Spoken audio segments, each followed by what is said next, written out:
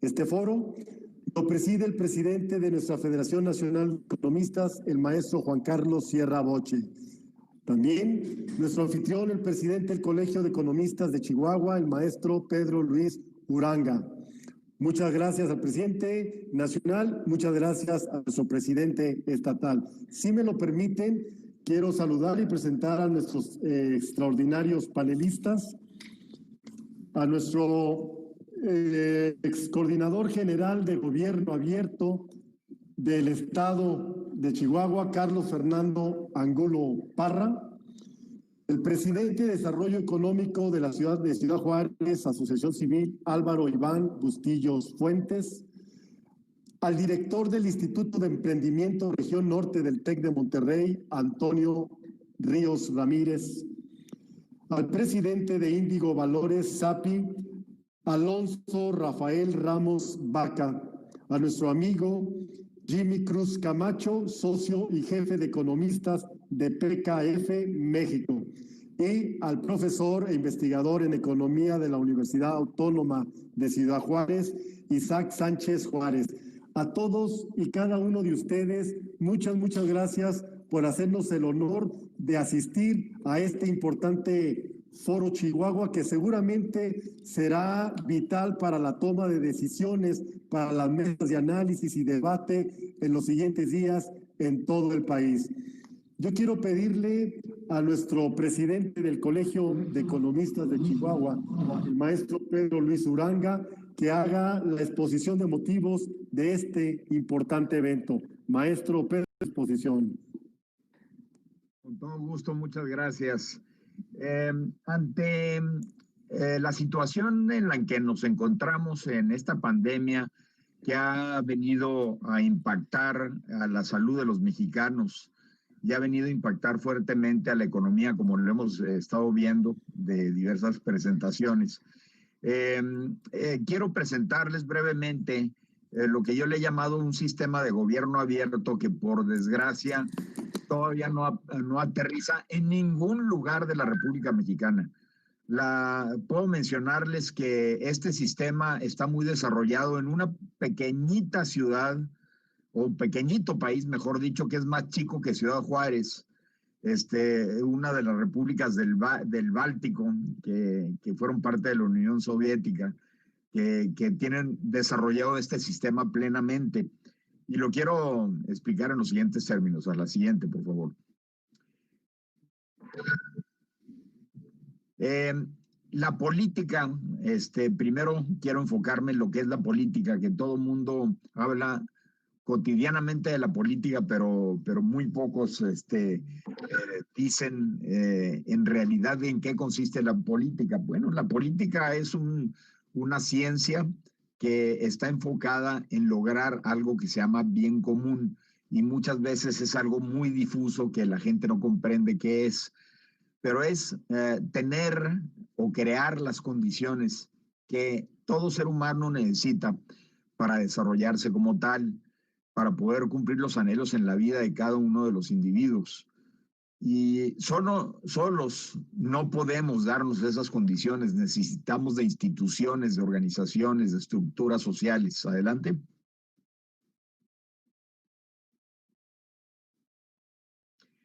Y esas condiciones que necesitamos son diversas. Las estructuras sociales que necesitamos es una que es esencial, que es el Estado. El Estado como ente eminentemente político que está conformado por territorio, por la población, por un gobierno y por un Estado de Derecho que amalgama estos elementos para darnos este bien común.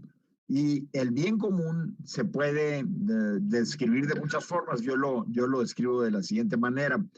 Esas condiciones esenciales que necesitamos para nuestro crecimiento son seguridad y justicia. Es lo esencial. Los señores feudales, antes de que hubiera un Estado, era lo que brindaban a sus súbditos: seguridad y justicia. La salud, obviamente, educación, condiciones económicas para la inversión, el empleo y la generación de riqueza, cultura y esparcimiento. Eso genera bienestar.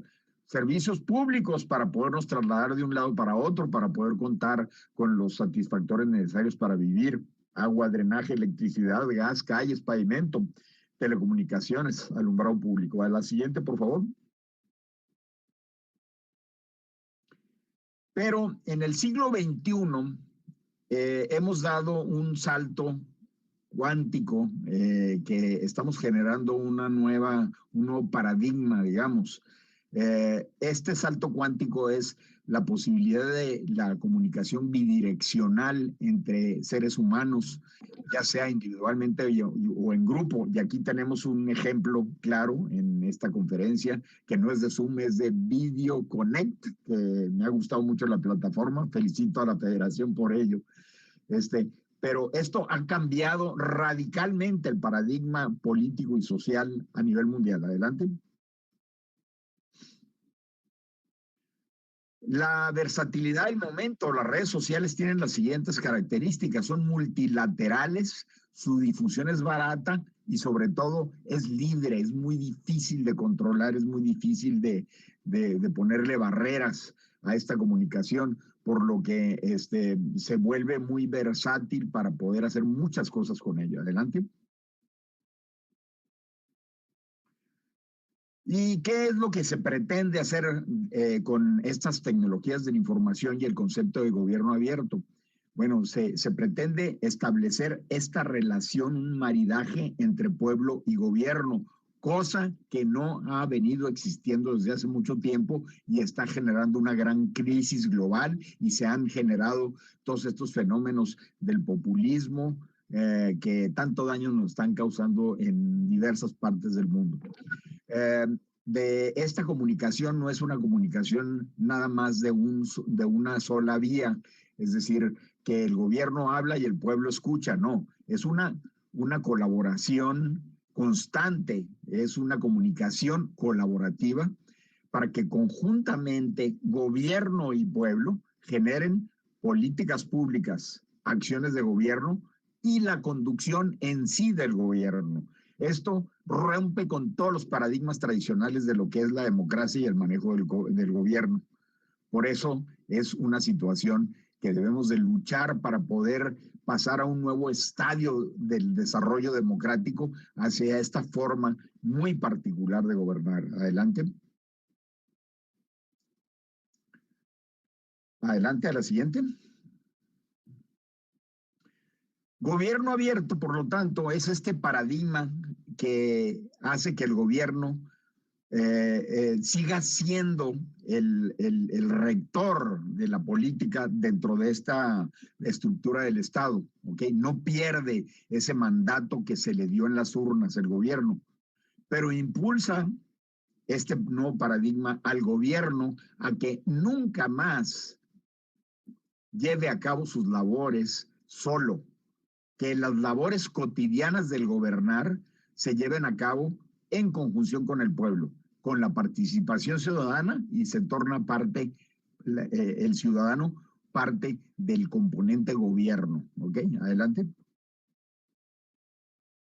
Para establecer un sistema auténtico de gobierno abierto, es necesario desarrollar un entramado institucional. Esto no se da por generación espontánea, se tienen que desarrollar cambios a profundidad en la administración pública, y se tiene que llevar a cabo un cambio de forma de pensar tanto del servidor público como del ciudadano mismo.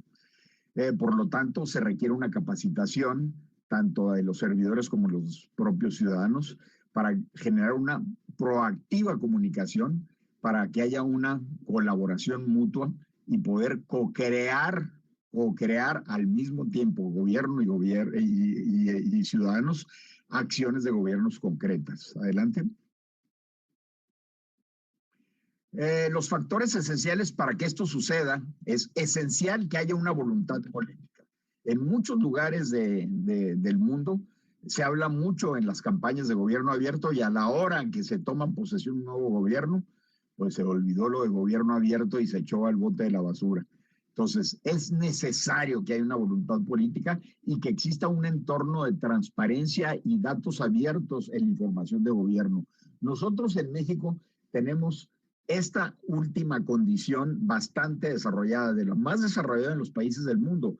Si ustedes se meten a la plataforma que se llama CIPOT, van a encontrar grandes cúmulos de información ya establecidas ahí que podemos aprovechar para generar ese entorno de gobierno abierto, y lo que se requiere es la participación y presión ciudadana para que el gobierno tome la decisión de hacer este nuevo paradigma de gobierno. Adelante.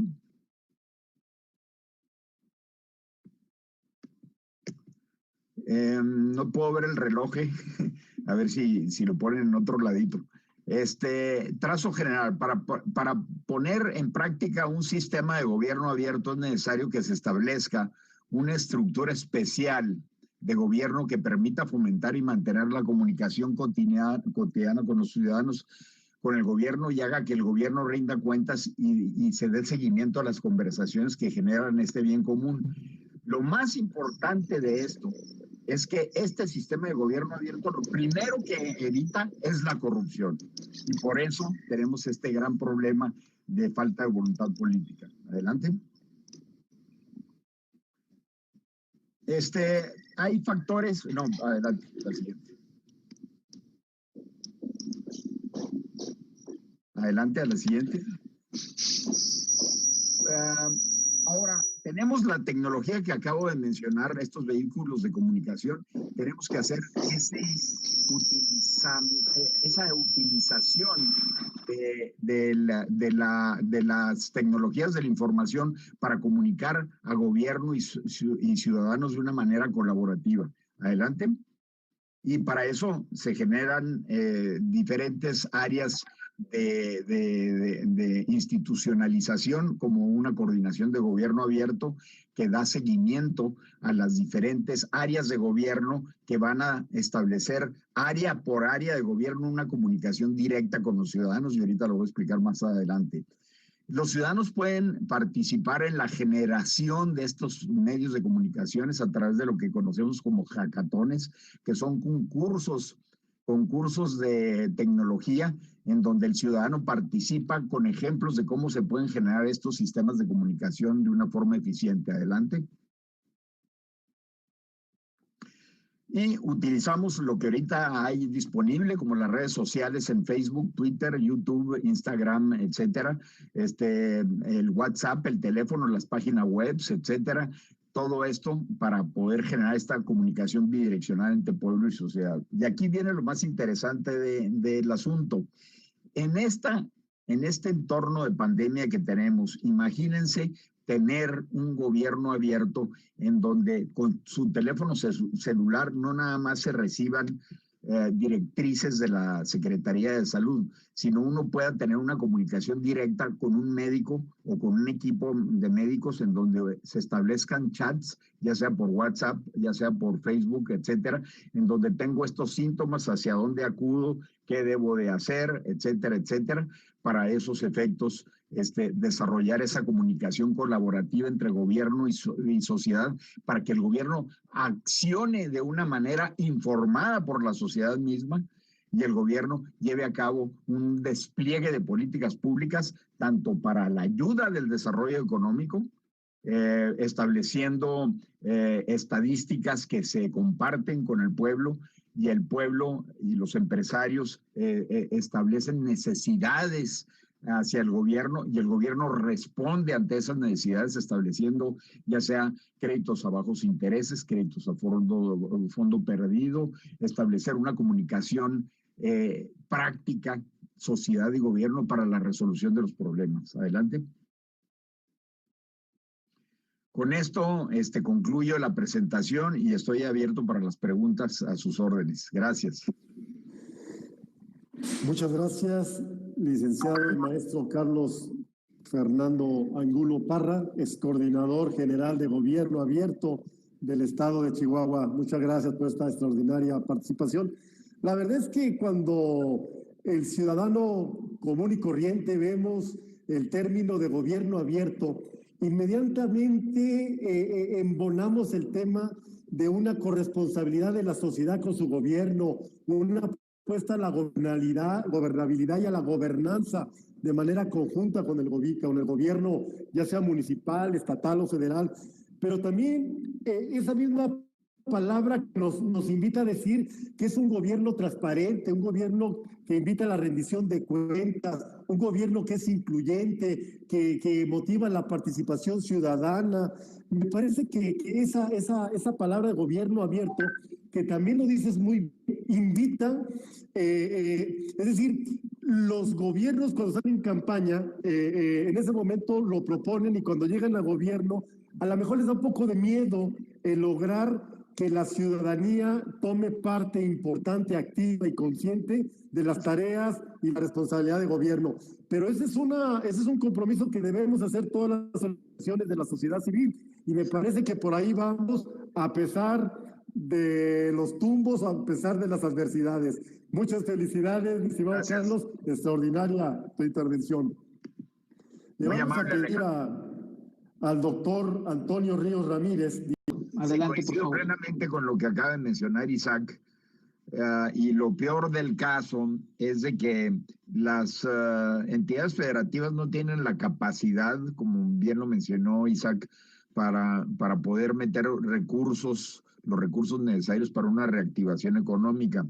México a nivel mundial es, si no el país con menos aportación del PIB para esta reactivación económica, es de los últimos lugares, si no el último. Y quizá para el tamaño de la economía, el tamaño del país, en esa proporción es el último lugar. Y lo peor del caso es de que tenemos un gobierno federal que está metiendo recursos a áreas en donde no hay ninguna posibilidad de viabilidad económica, como en Pemex, ¿no? Entonces, es verdaderamente una desgracia lo que está pasando en ese sentido. Gracias.